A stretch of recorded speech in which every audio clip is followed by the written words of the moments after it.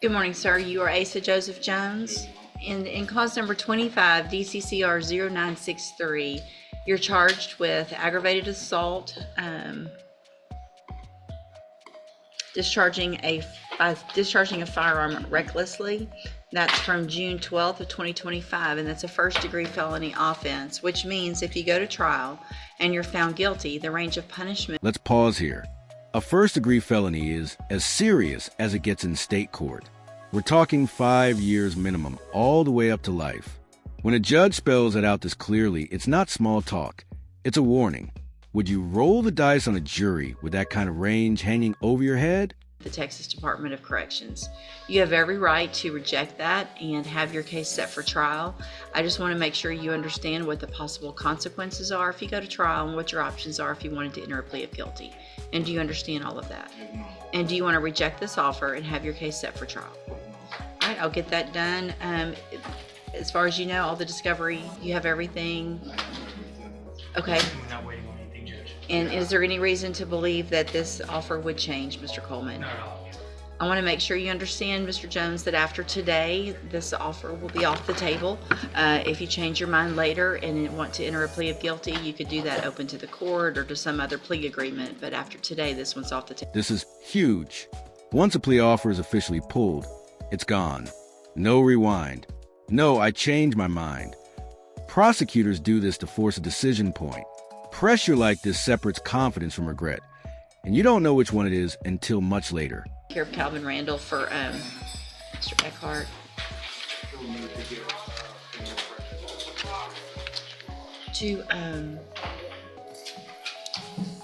We're just going on 2.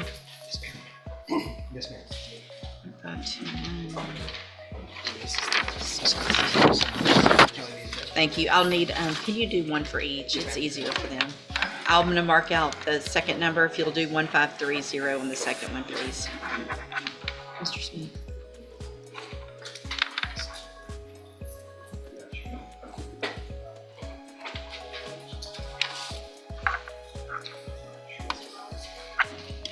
You marked out 15030. I need to write 153. Correct. Yeah, 1530 is what that one needs to be.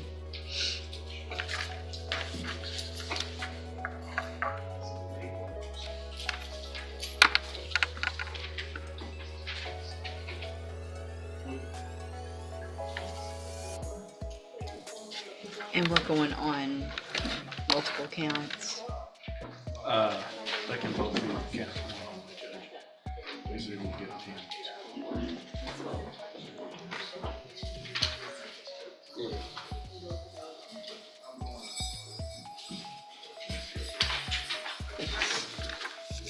All right, sir, you're Calvin Randall. And Mr. Eckhart, will your client waive the formal reading of the indictment in each case? We do, Judge. Mr. Randall, in cause number 24, DCCR 1529, you're charged with the second-degree felony offense of unlawfully carrying a weapon on alcohol premises, and I don't know what all those other letters stand for. IATWFZ. That's the statutory name, Judge. I think it's your correction facility or something like that, but it's not that. Just, I'm looking at the indictment. It says unlawful carrying weapon, alcohol premises, IATWFZ.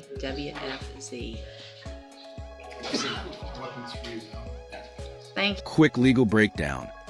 A weapons-free zone dramatically elevates a charge. Carrying a weapon is one thing. Carrying it where it's explicitly prohibited is another.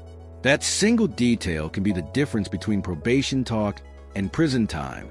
Did you catch how casually that changed the stakes? DCCR 1530.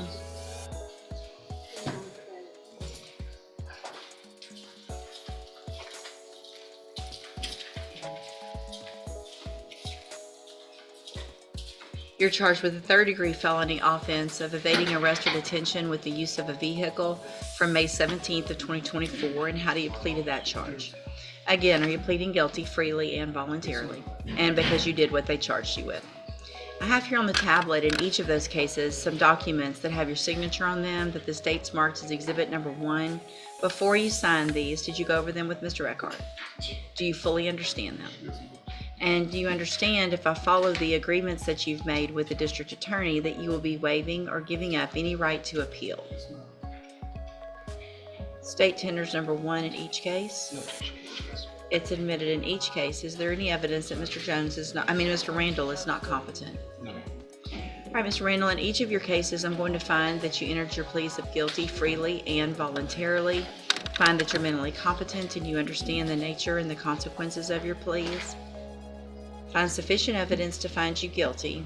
And in cause number 24, DCCR 1529, finds you guilty of evading arrest or detention. Good grief. That one is the unlawful carrying of a weapon on alcohol premises. Sentence you in accordance with your agreement to a term of 10 years in the institutional division of the Texas Department of Corrections.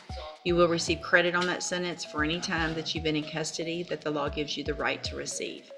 And then in cause number 24, DCCR 1530, find sufficient evidence to find you guilty, and at this time find you guilty of evading arrest or detention with the use of a vehicle. Sentence you in accordance with your agreement to a term of 10 years in the institutional division of the Texas Department of Corrections. You'll also receive credit on that for any time that you've been in custody that the law gives you the right to receive. These two sentences will run concurrently, which means together at the same time. Concurrently is one of the most powerful words in sentencing. These 10-year sentences sound brutal, but running at the same time, not stacked, changes everything. This is what a negotiated landing looks like in criminal court. Question is, was this the best deal possible or just the safest one? Did I do, I don't think 1529 came through. Would you, they're going to, so also I'm handing you a written admonishment regarding your ineligibility to possess a firearm or ammunition. Because of the judgments entered against you, you're ineligible under Texas law to possess a firearm or ammunition. Possession of a firearm or ammunition could lead to charges against you. Firearm is a legal term, and you should read the written admonishment I provided you to see what devices qualify as a firearm. If you have questions about the laws that make you ineligible to possess a firearm or ammunition, or about how long that lasts, you can talk with Mr. Eckhart. All right, good luck to you, sir. And we're going to get that other one printed out in just a second. All right, thank you, sir. You can go back with the bailiff. We'll get it to you.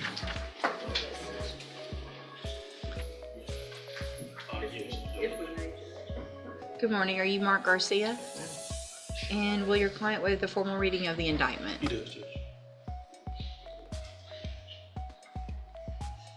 Mr. Garcia, in cause number 25, DCCR 0120, the state has elected to proceed on count 1 only.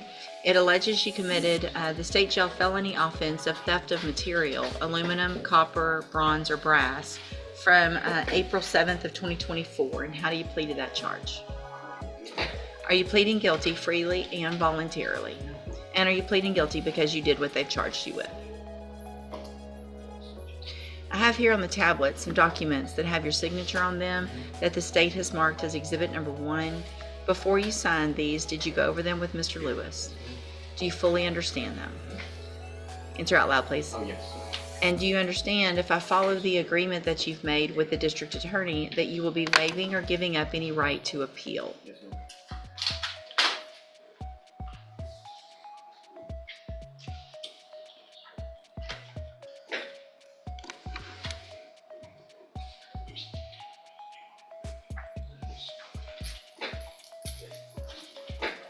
This is going to be maybe iffy, but we'll look at it when I get. It looks like there's 4 prior felonies. 1 for the same offense, just in 2022. A theft on that same day. A possession of a controlled substance in 2023. And a fraudulent use of possession of possession of identifying information 2023. So it looks like the agreement that you've reached with the district attorney is for a cap of 16. Notice the pattern here. Prior felonies don't just sit in the background. They shape every option on the table. Even a lower-level theft charge becomes risky when your record stacks up. At what point does history stop being context and start being destiny? You have every right to have a jury come in and determine 2 things. The first is to determine if you're guilty or not. And then if they find you guilty, you can leave your punishment up to them. If we go forward this way, you're waiving that right. And is that what you want to do? Also, just so that you know, if I don't accept that plea agreement, you will be allowed to withdraw your plea and we'll go forward at that point. Do you also understand if you're not a U.S. citizen, a plea of guilty or no contest may result in your deportation, exclusion from admission to the country, or denial of naturalization under federal law? State tenders number 1. No objection. It's admitted. Is there any evidence that Mr. Garcia is not competent? Okay. All right, sir, I'm going to find that you entered your plea of guilty freely and voluntarily. Find that you're mentally competent and you understand the nature and the consequences of your plea. Find sufficient evidence to find you guilty. However, I'm going to reset your case so that the probation department can do a pre-sentence report. That'll give me more information about you, your case, and then we'll come back later for sentencing. If there's anything that you think it's important for me to know, get that information to Mr. Lewis and he'll present it to me on your behalf when we come back. Just anything that you think is good that would help you or help me to help you. All right? Do you have your discovery? Oh,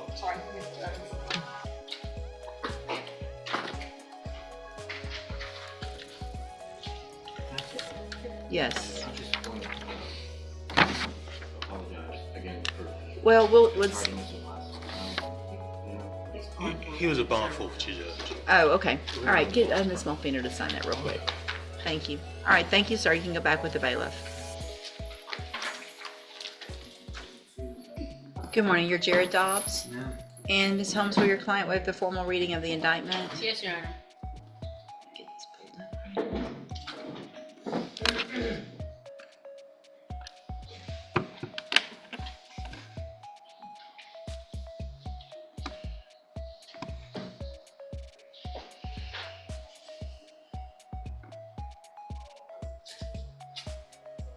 Sorry, it's taking a minute. Okay. See, Mr. Dobbs, in cause number 25, DCCR 1492, you're charged with the state jail felony offense of theft of material, copper, from June 30th of 2025. Your indictment alleges you were previously convicted of the state jail felony offense of theft, March 28th of 2019, and after that was final, you were convicted of burglary of a building and state jail felony, August 11th of 2020. And how do you plead to that charge? And are those two prior convictions true? And did you enter your plea of guilty and true freely and voluntarily, and because you did what they've charged you with? I have here on the tablet some documents that have your signature on them that the state has marked as exhibit number 1. Before you signed these, did you go over them with Ms. Holmes? Do you fully understand them? And do you understand, if I follow the agreement that you've made with the district attorney, that you will be waiving or giving up any right to appeal? Do you also understand, if you're not a U.S. citizen, that a plea of guilty or no contest may result in your deportation, exclusion from admission to the country, or denial of naturalization? This is a quiet ending most people overlook. Firearm prohibitions, appeal waivers, written admonishments. These follow defendants long after sentencing day. Court isn't just about punishment. It's about permanent consequences. Final thought. Do most people really understand what they're giving up when they say guilty? Of theft of material, find those prior offenses true, sentence you in accordance with your agreement to a term of 4 years in the institutional division of the Texas Department of Corrections. You will receive credit on that sentence for any time that you've been in custody that the law gives you the right to receive. I have handed you the trial court certification. That shows that this was an agreement that I followed, and so you waived your right to appeal. I've also handed you a written admonishment regarding your ineligibility to possess a firearm or ammunition. Because of the judgment entered against you, you're ineligible under Texas law to possess a firearm or ammunition. Possession of a firearm or ammunition could lead to charges against you. Firearm is a legal term. You should read the written admonishment I provide you to see what devices qualify as a firearm.